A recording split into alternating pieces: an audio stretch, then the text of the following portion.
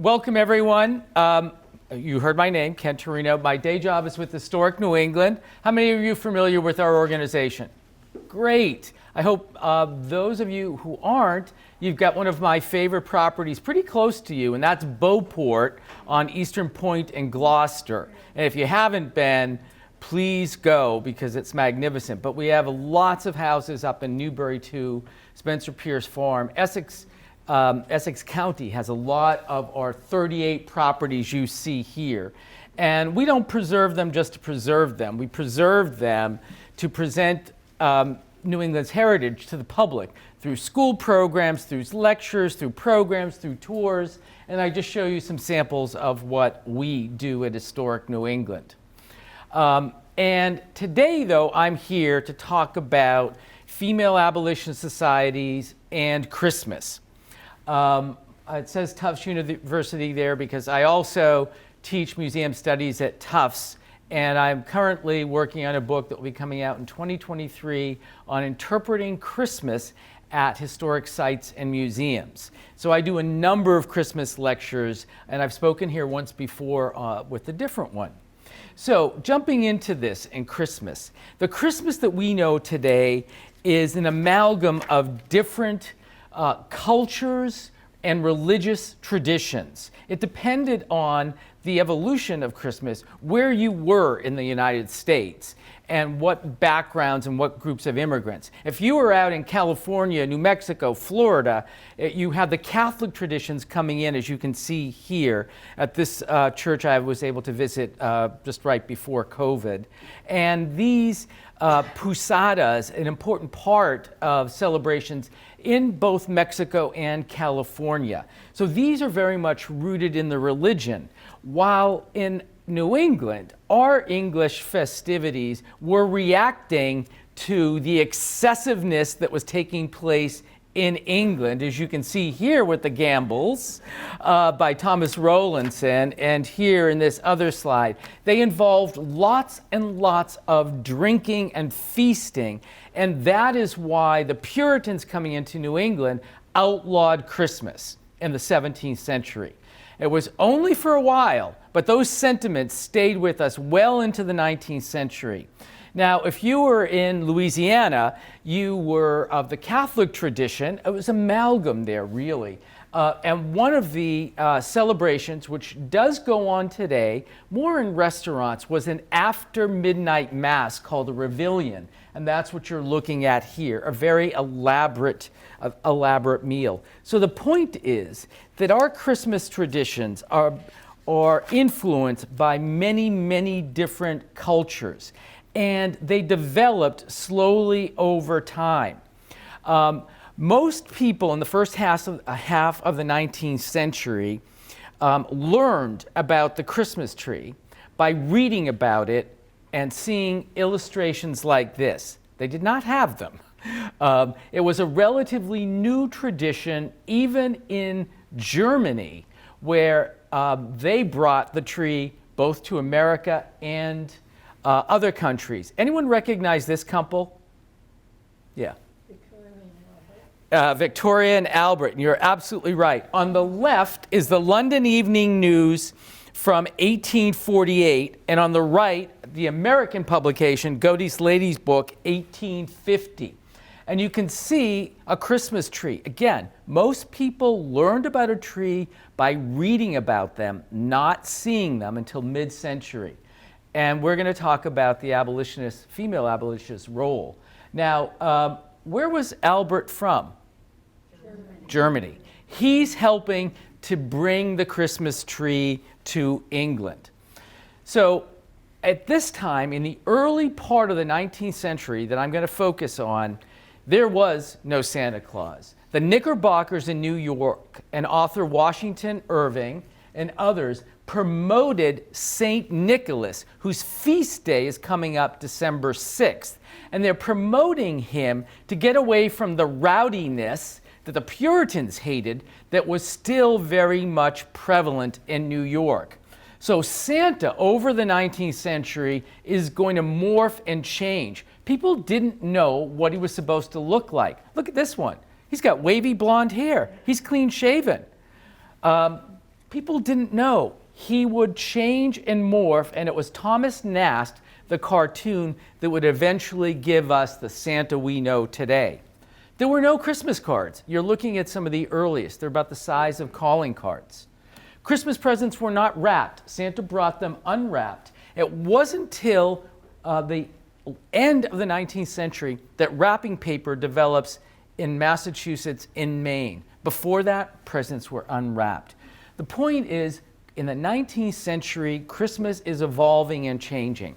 And the female abolitionists that you see here, and I will name them for just a second, from left to right, left, starting at the bottom, Grace Bustill Douglas, Abby Kelly Foster at the top, and on the bottom, Angelina Grimke, Angelina Grimke Weld, and Maria Chapman at the top. And we'll be hearing a little bit more about these women. But they played an important role in the female abolitionist societies in America. And we were particularly strong here in New England with these, and many of these and obviously the Northeast. To finance the abolitionist cause, abolitionist women organized Christmas bazaars that sold donated gifts, many of them handmade, that trumpeted anti-slavery messages to promote emancipation. Now, these were happening over the Northeast. This one from Ohio. I just want to give you a sample. Now, this is glomming onto a tradition, one of our oldest, and that is by the 1830s, the Christmas season was becoming a popular time for fundraising fairs, mainly by churches. And I can give you an example. That is one of our oldest traditions. I live in Nahant. This is going on now. We're in the season of Christmas fairs and bazaars. So that is actually one of our earliest Christmas traditions. And you'll see how the female abolitionists played into that. But let's step back for a minute, because a lot of what I'm going to talk about was fairly radical for these women. Let's talk about what the role of women was in the 19th century. The cult of domesticity was a philosophy that sought to define gender roles in the 19th century. A woman's place was in the home, here, where her superior virtue was to create a strong, morally uplifting environment for her husband and children. A man's place was in the more corrupt and violent world of work and public affairs. So women were equated with virtue and purity. Middle class and upper class women could devote time to charities like churches, Bible societies, and so on. But the idea that they would engage in public speaking or commerce went against the domestic sphere and represented a challenge to accepted norms. Women were not expected to speak in public. And when they did, as here, they were ridiculed. This is 1829. British-born reformer Frances White toured the United States and lectured against slavery. That same year, an artist published this cartoon making fun of her. It depicts her standing near a table giving a lecture, but she has the head of a goose. The title says, right, quote, deserves to be hissed. According to the artist and many others, woman should not speak in public, and the public should not care what she has to say. But other things are changing. The early 19th century experienced a shift for women in the lower and middle classes. And in the urban centers of the Northeast, they were changing from those household economies that we had, particularly in our region here. And women started entering the workforce to supplement family income. So they worked in mills, they worked as domestic servants or vending on city streets. Now, this is the middle class and working class. Still, upper middle class women focused on social endeavors tied to their husbands' employment and continued superior upper mobility. Now, abolitionism in America goes back to the 17th century, but the American beginning of abolitionism as a political movement is usually dated from January 1831, when William Lloyd Garrison published the first issue, you can see the masthead there, of The Liberator. And what I should say, and there's a banner that's in the Massachusetts Historical Society's collection. This was the primary spokesman for the freeing of enslaved people throughout. And at this same time, you were getting the formation of these abolitionist groups. Here's William Lloyd Garrison, originally from Newburyport, Massachusetts, that founded this, the most important paper. He was a prominent abolitionist, journalist, and social reformer, best known for the anti-slavery newspaper, The Liberator, which he published in Boston. He did this from 1831 until slavery was abolished. And he rejected the inherent validity of the American government on the basis that its engagement in war, imperialism, and slavery made the government corrupt and tyrannical. He also was one of the founders of the Anti-Slavery Society. Here you can see a lecture going on with Wendell Phillips on Boston Common. And Frederick Douglass, the runaway slave, was a key leader in this society, the American Anti-Slavery Society.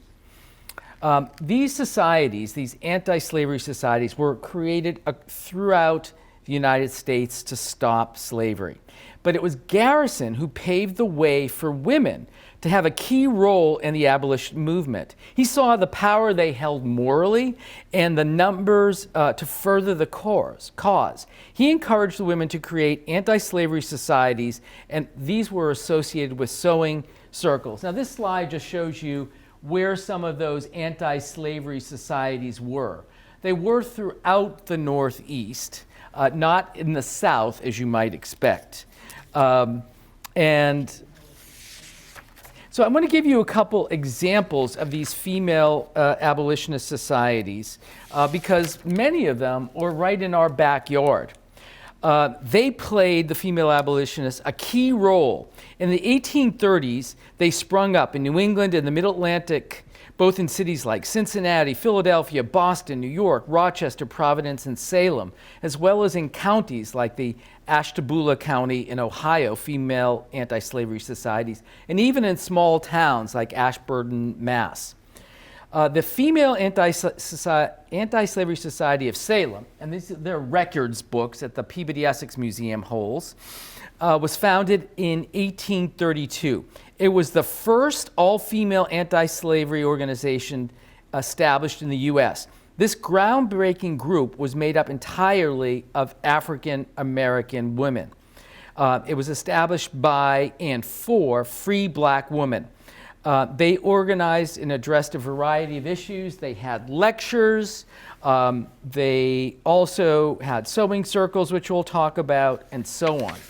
So that's a very important and early group. But just to show you, they were around the Northeast. Here's one from Philadelphia. They sponsored fairs to raise money for Frederick Douglass and for the Liberator. A lot of these societies funded the Liberator. That's Lucretia Mott, who is mentioned in the sign that you can see there. That's 1833. These are some of the records that survive of that society. And let's meet two of their other founders, African-American women, Grace Bustille Douglass and Sarah Douglass, her daughter. They were originally Quakers, and the Quakers play a big part in the abolitionist movement. The Quakers were against slavery as part of their religion, but it gets more complicated because they did not expect women to take part or men in the abolition movement themselves. So many, like Sarah, left the Friends group and joined other churches and to participate. These women befriended Lucretia Mott, you saw on the previous slide, and the Grimke sisters to lead the Philadelphia Anti-Slavery Society. And they formed this because it's very complicated, because women at certain times were not allowed in the men's anti-slavery societies. So they had to form their own. So it's very, very political. And just to show you another one, another local example is this one's from Lynn, in the Lynn Museum, a certificate for the Lynn Female Anti-Slavery Society. Lynn's abolitionist women created their own organization because they were unwelcome at the men's anti-slavery meetings. In 1835, as many as 180 women from Lynn, and Nahant was part of Lynn then, and so was Swampscott, belonged to this groups. These groups held their own fairs and supplied goods to the Boston Fair I'll be talking about. And let's go on here. So one of the things these women did very early on, and chiefly in the 1830s, lacking the right to vote and establish elections, women sought to influence Congress through their constitutional right to petition. Congress received hundreds of thousands of petitions like this, you can see signed, that addressed all aspects of the anti-slavery issue, including the slave trade, the Kansas-Nebraska Act, expansion of slavery in the territories, and so on. These petition drives represented women's most important grassroots work for abolitionists in the 1830s. And that will change with the fairs. Now, most of the female abolitionists formed sewing circles, and you can see that here. Typically, one member of the group would read anti-slavery literature, maybe out of the Liberator, while others sewed and made products to sell, both locally and nationally, at fairs. And here you can see a broadside, and this is from Weymouth, Massachusetts, where the women were advertising their sewing society and a social party fair that they were going to be selling goods at. And just to show you an example of a quilt made at one of these sewing societies, I'm going to come back and talk about that a little more detail. Maria Weston Chapman of Weymouth was an active author, editor, and ardent abolitionist. In 1833, she helped found the Female Anti-Slavery Society in Boston, and that had both white and black members. The organization looked for ways to support the Massachusetts Anti-Slavery Society, which was a local branch of a national society. The Anti-Slavery Fair, let me show you the constitution here of the Female Anti-Slavery Society. These were often published in the Liberator, so other groups wishing to form could use these to help them. And if you read what's the bottom part in bold, to aid and assist in this righteous cause of freeing the enslaved as far as lies within our power. Now, the Anti-Slavery Fair was Chapman's invention. she decided a fundraising fair would be a good way to help the cause. In 1834, with her sisters and friends, notably Elizabeth Southwick, Louisa Long, and Lydia Marie Child, the Female Society organized the first of many anti-slavery fairs to help raise money for the cause. Women from here and abroad, you'll see, donated quilts, articles of clothing, needlework, and other crafts for the fair. The earlier fairs were more handcrafty. And you can see here on this list where lady societies are where they're sending goods from. Receipt of articles from all these. And this one shows you as far away as Washington, D.C., and you'll see later that they came from either farther afield. Okay, here we go. So let me give you another example of one of these fairs here. Which one are we looking at? Oh, okay. This Massachusetts anti-slavery fair, this is a listing of the women who helped to organize. It had been decided upon consultation and advice with the Friends of the Cause in various parts of the state to hold a fair of 1840 during Christmas week and to spare no exertions to make it a pleasant and profitable occasion to the good old cause, which every year's efforts makes dearer and dearer. So the female abolitionists are starting to learn from those earlier Christmas fairs I mentioned that were being done by churches. And this was, again, not just in New England. This is from Victor, New Hampshire, Victor, New York.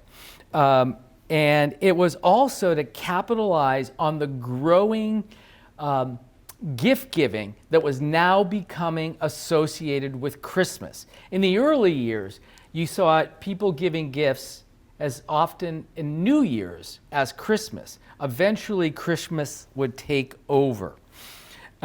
These fairs, like this one in Lynn, the Lynn Anti-Slavery Fair, was an opportunity for women to correspond with each other. And here you can see Lydia Marie Child, Carolyn Weston, secretary. So they're corresponding with these major women in the movement. So they're learning from that. Women are also learning organizational skills for these fairs. So again, women coming out of the home and doing something like this was fairly radical.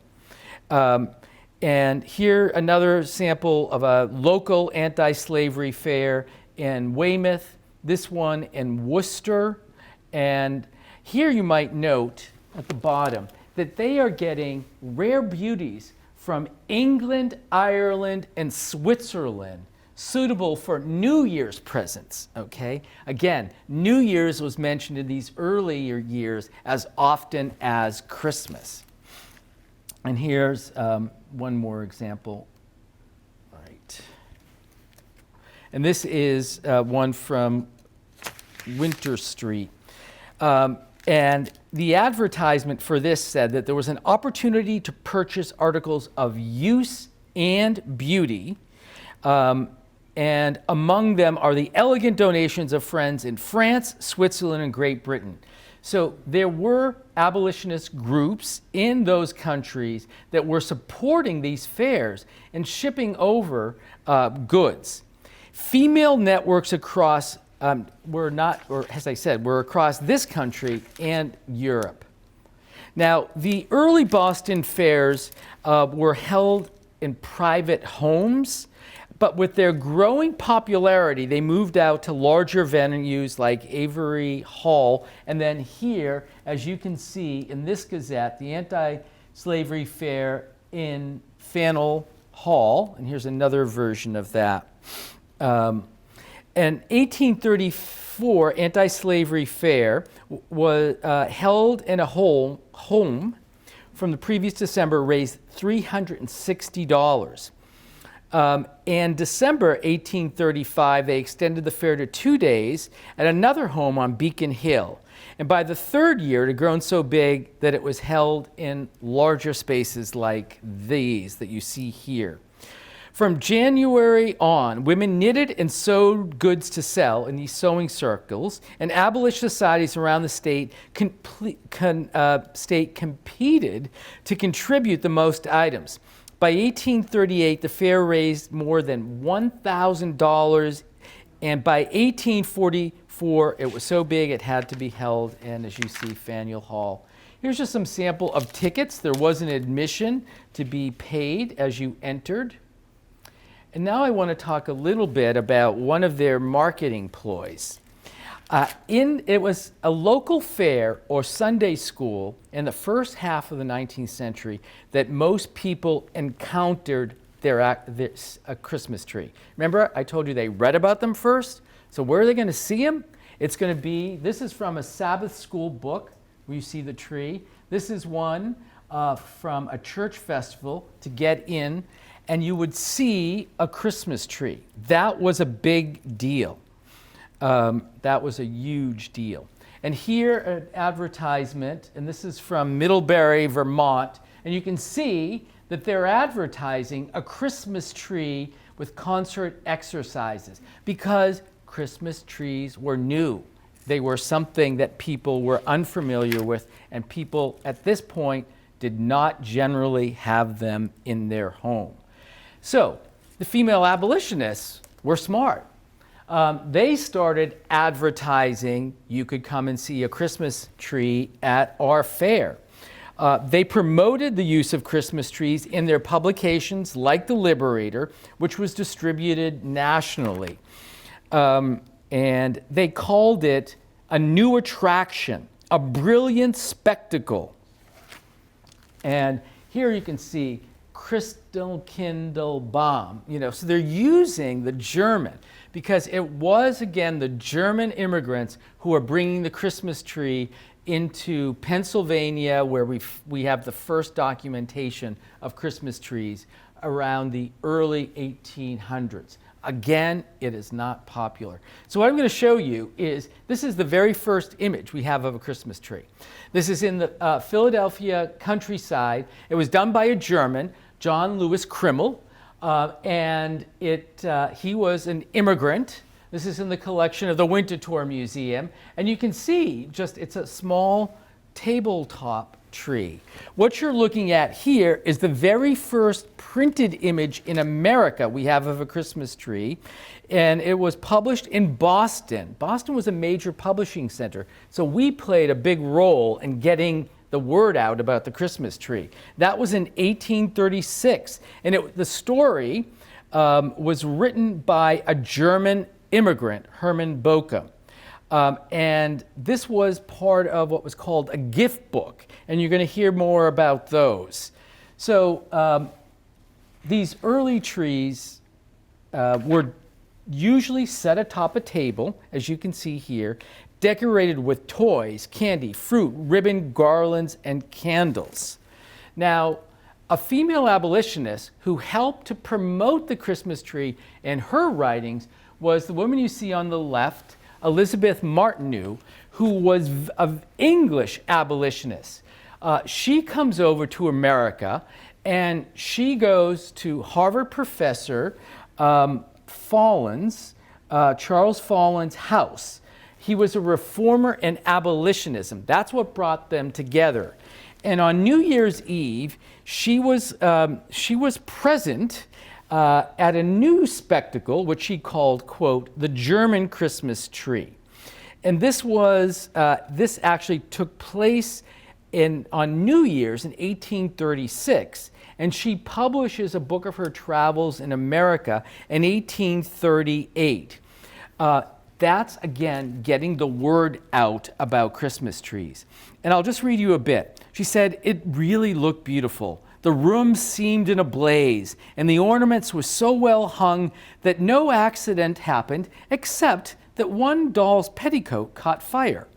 There was a sponge tied to the end of her stick to put out any blaze, and no harm ensued. The children poured in. In a moment, every voice was hushed. The faces were upturned to the beautiful, upturned to the blaze, all eyes wide open. every voice hushed. It looked beautiful. The room seemed in a blaze. Yeah, and that's it. So again, I mentioned Christmas presents were not wrapped. They were hung on a tree, or if too big, set down by the tree. So here we have Harriet Martineau writing about Fallen's Christmas tree. Now, for many years, in the Fallen church where he went to preach in Concord, claims that this was the first Christmas tree in America. Well, we know it wasn't, because this is 1836. It was among the earliest Christmas trees, certainly in New England. Now, these trees were decorated with ornaments like this, which you might buy at one of these abolitionist fairs. They were usually homemade, so probably done in a sewing circle. But ladies' magazines like Godey's or magazines like Harper's Weekly had instructions like this on how you could make them. So again, first ornaments handmade. It's not until later in the 1860s that you start getting glass ornaments. And guess where they're coming from?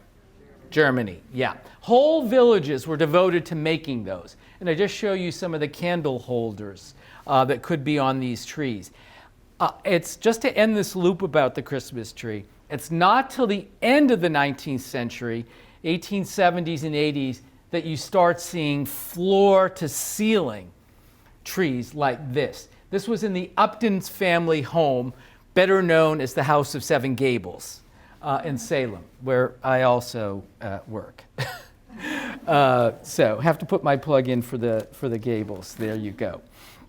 The Christmas tree, as I said, was a new attraction, a brilliant spectacle. The Liberator reported that the tree, quote, was completely loaded with Christmas gifts, brilliant with sparkling cones and gilded butterflies, and every branch bristling with wax candles. Now, how many of you have actually seen a Christmas tree with real candles on it? And where was that? It was in a woman's house in Wenham who was German. Who was German, right. And where were you, ma'am? A friend in North Andover also was originally from Europe.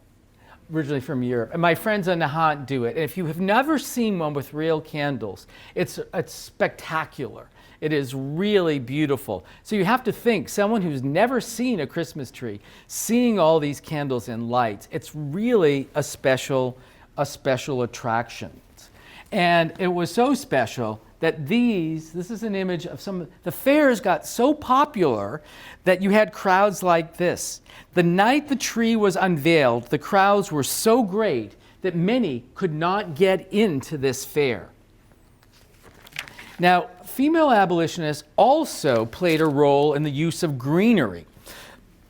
Greenery was first used in churches. This is actually King's Chapel in Boston in 1851.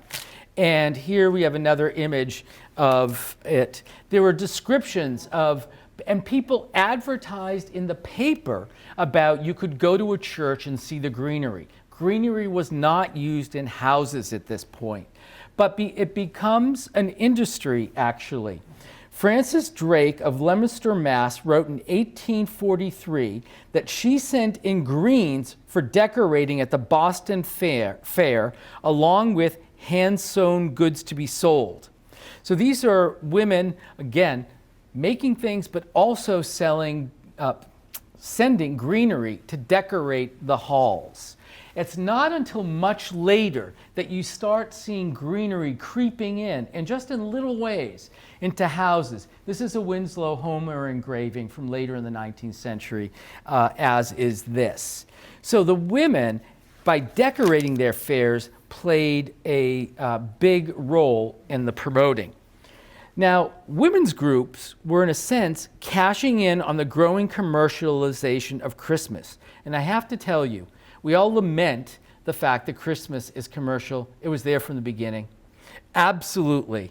Here's an 1852 bazaar ad next to goods for the holiday. So you see an ad for the anti-slavery bazaar, but advertising all of these wares, which I'll just let you read.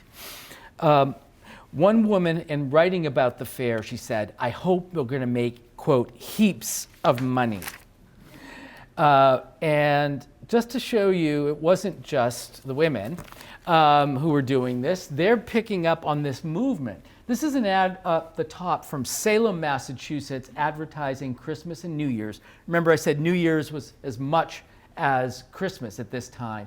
And here's an ad that was printed in Boston and was also in the newspaper. Holiday and New Year's presents. And it goes on to state what you might get. And just to show you, as the popularity of the holiday began to grow, businesses began advertising their wares as presents.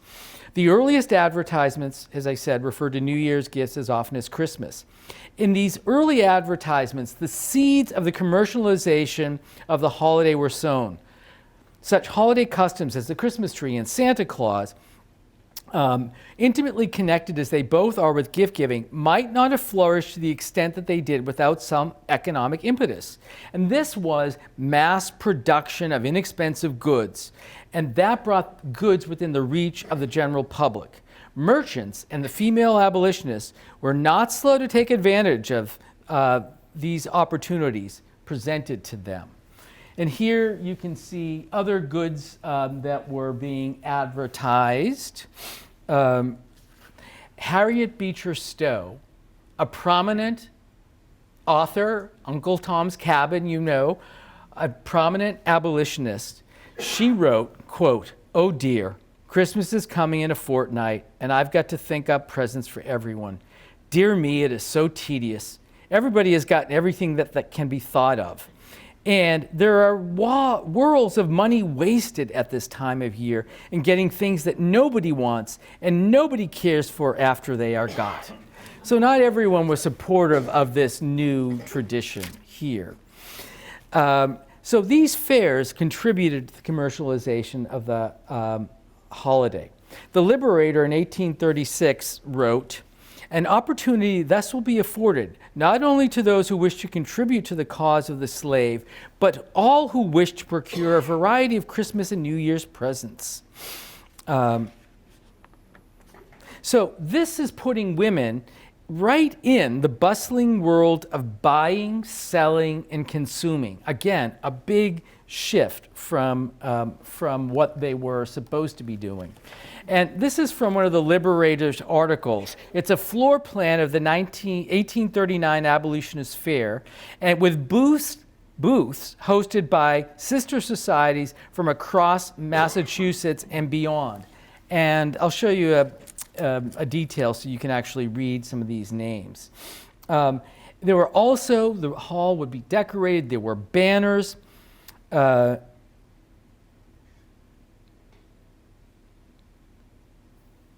let me show you that so you can just see. Nantucket is here, Boston, and some of the big names like Miss Chapman I've mentioned.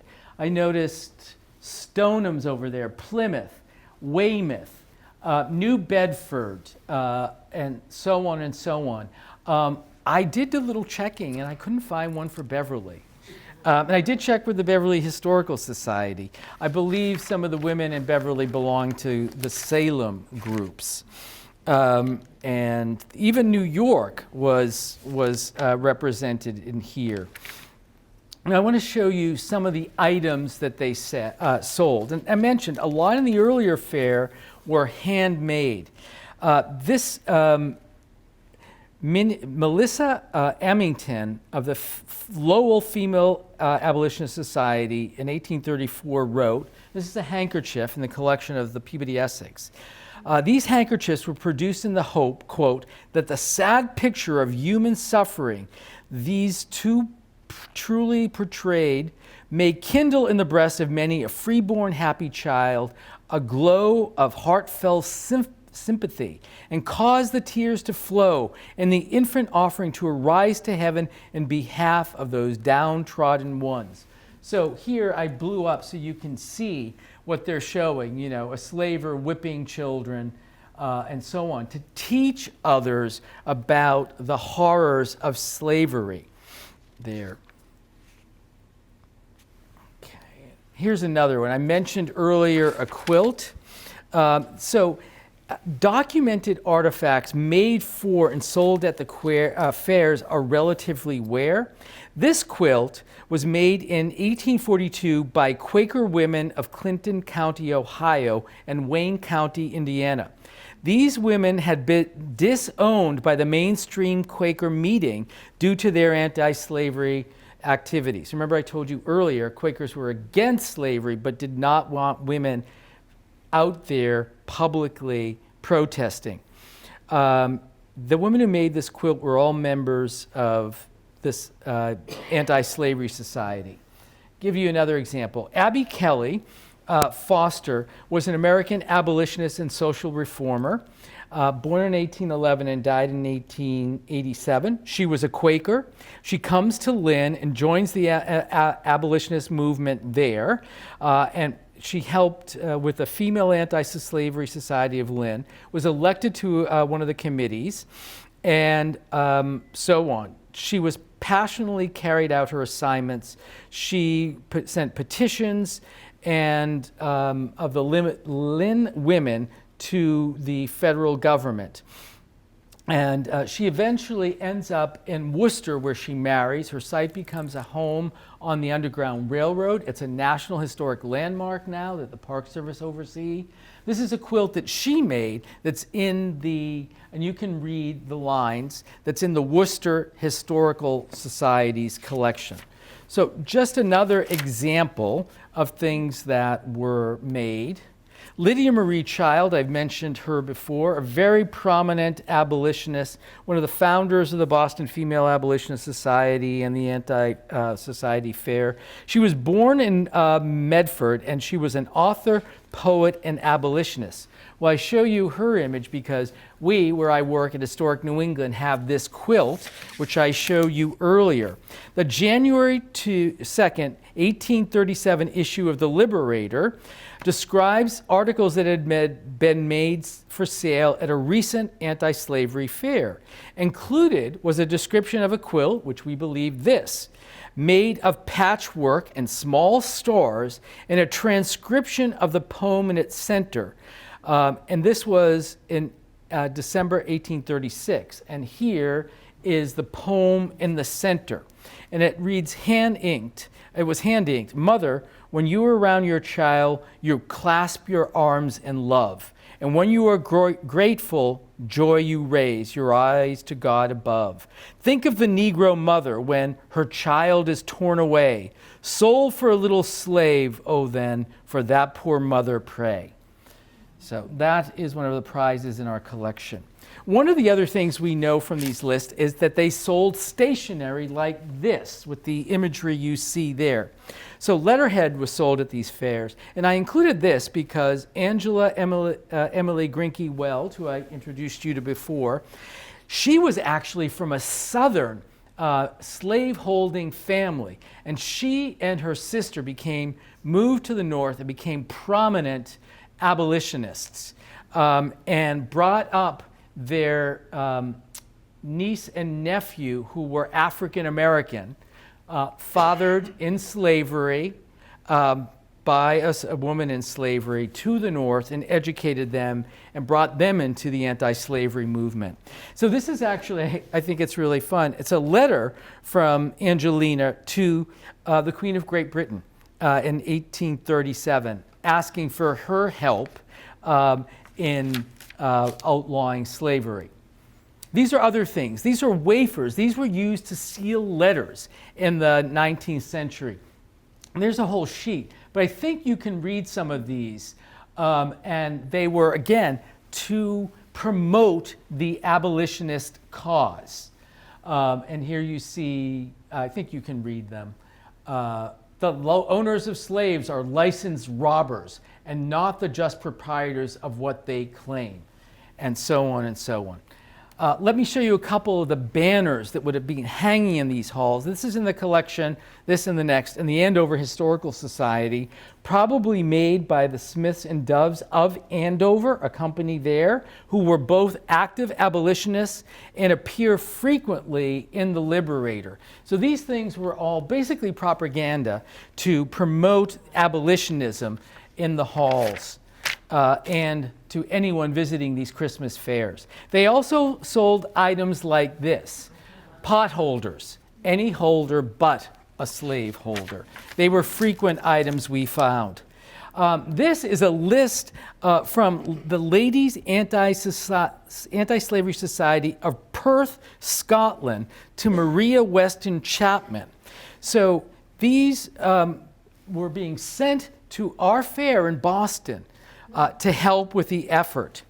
That many of the goods, like I'm going to show you, captured the abolitionist beliefs. So let's look at what some of the other items sold. This was a reticule, a small bag. This is in the collection of the Victoria and Albert. It usually closed with a drawstring and decorated with embroidery or beading. So here you can see, again, the image of the poor slave. And on the back would be poem, and I won't read you this one for time, but I want to show you some other samples of these bags that were sold here in America. The bags were also used to carry basically what might be called propaganda against slavery, which had already by the 1830s been outlawed in England. Okay. This is in the Lynn Museum's collection, a pincushion. Again, look at the symbolism on these goods. So these were sold at these fairs. Also in the Lynn Museum collection would be a handy tool, but it was also an expression of a woman's political conviction. All right. And here's a sample from the sampler in the collection. It's done by Hannah Bloor. It's in the collection of the Philadelphia Museum of Art. Now, while the purpose of these fairs was to raise money towards abolitionist cause that were working to end slavery, some women worried that the emphasis on highly sought after British or fancy goods would make people forget the true purpose of the fair.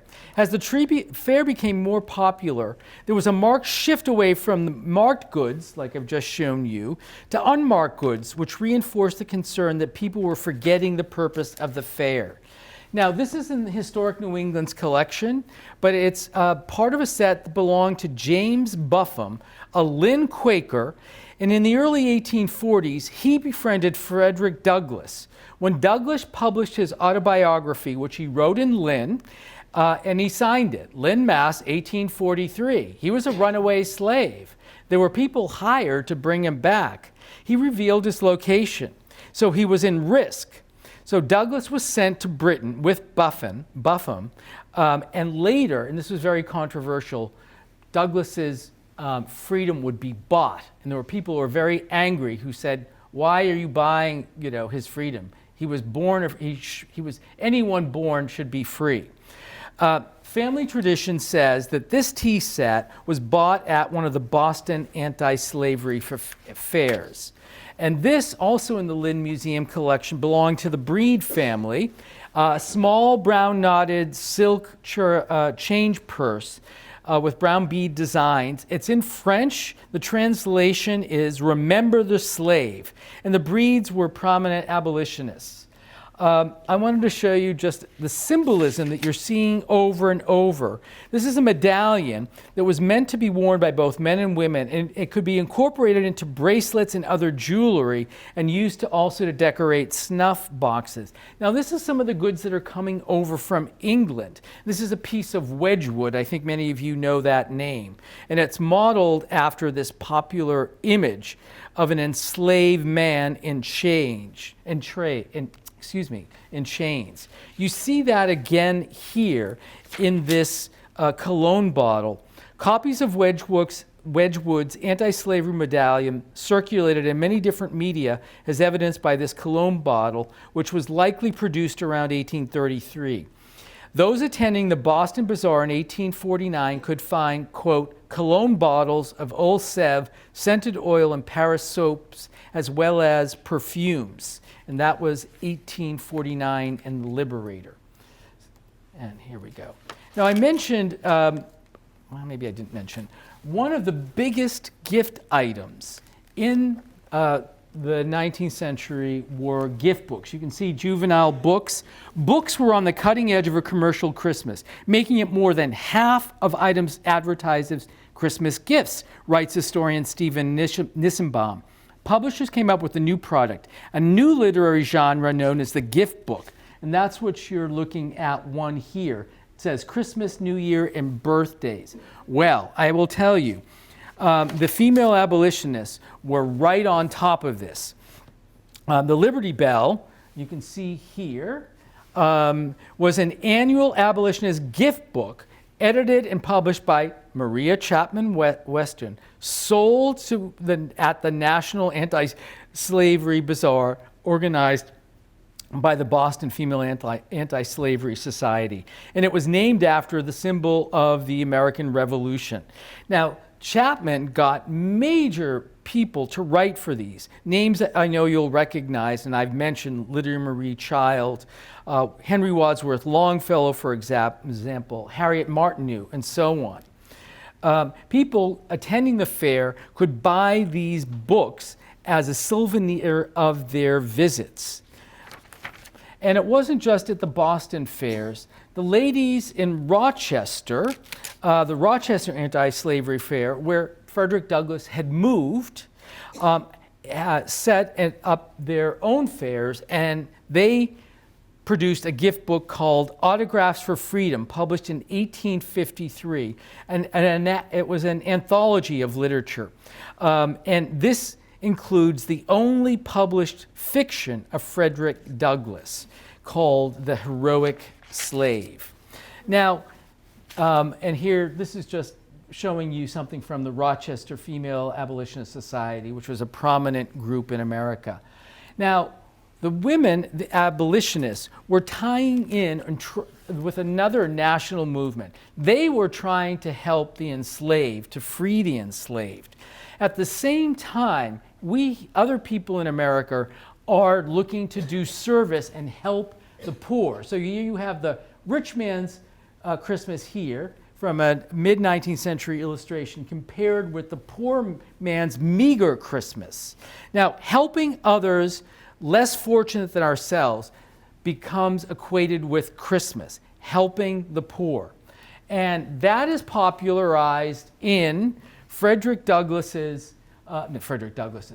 Charles Dickens' A Christmas Carol, you see here, and you know that story well. And anyone know where Charles Dickens gave the first public reading in America of A Christmas Carol? Oh, I know, at the Tremont Temple in Boston. Close. Close. But he did do something. He did, Yeah. but the first one was, King's Chapel?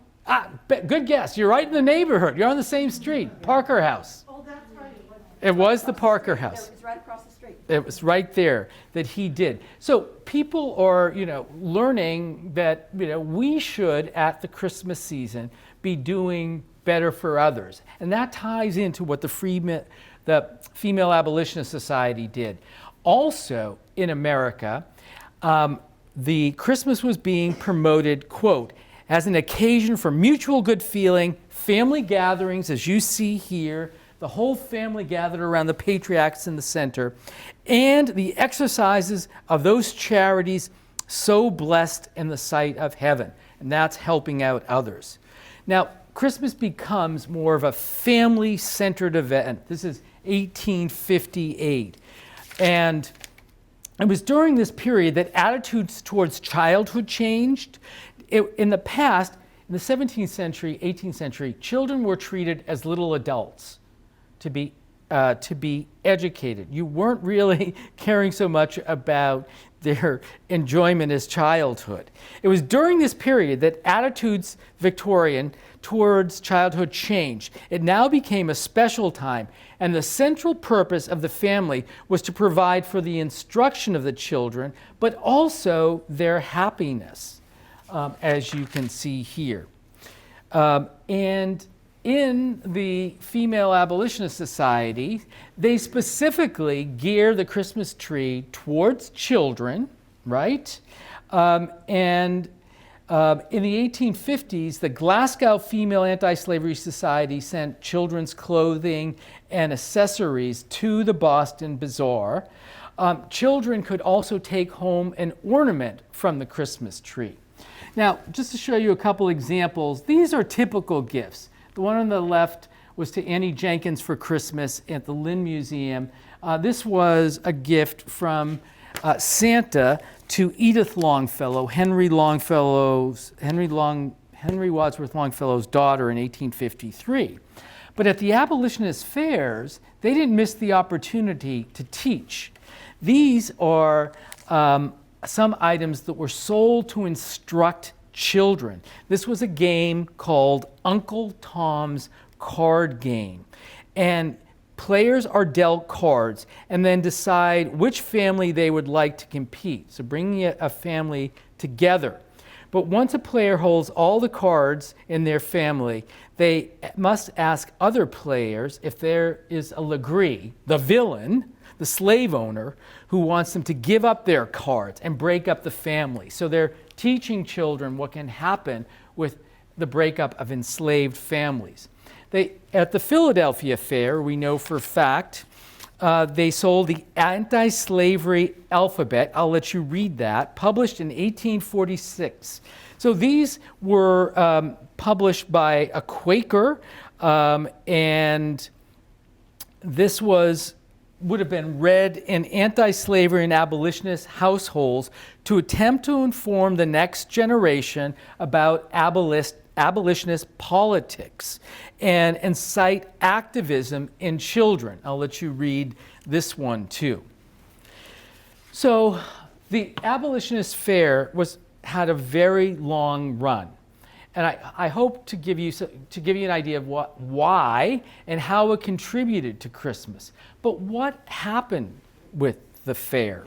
In 1858, Maria Weston Chapman decided to cancel the annual anti-slavery bazaar in favor of an annual subscription service. Quote, she said, "Like an old broom, it ought to be replaced. I have invented an instrument to replace it, the 25th annual anti-slavery subscription festival, to form so nearly on the old bazaar pipe that the change will only be perceptible for the better." And she goes on about that. What happened is she did this on her own. She did not consult with other people, and many people were upset. This new subscription service, though, was a success and raised $2,200 more than the final bazaar. Yes, you'll recognize some local names in there. You saw that, Loring? Yep, you will see North Shore names there. Chapman said that the fair had become passé. She argued that the anniversary, an exclusive invitation-only soiree featuring music, food, and speeches, was more à courant and would raise more funds than the bazaar.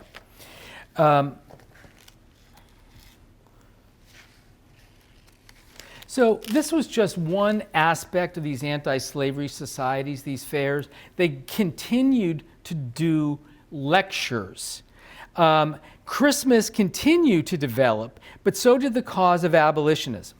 When the Civil War comes, women switched their efforts to the cause and did things like, with their sewing circles, make goods. You can see socks here being handed out during the Civil War.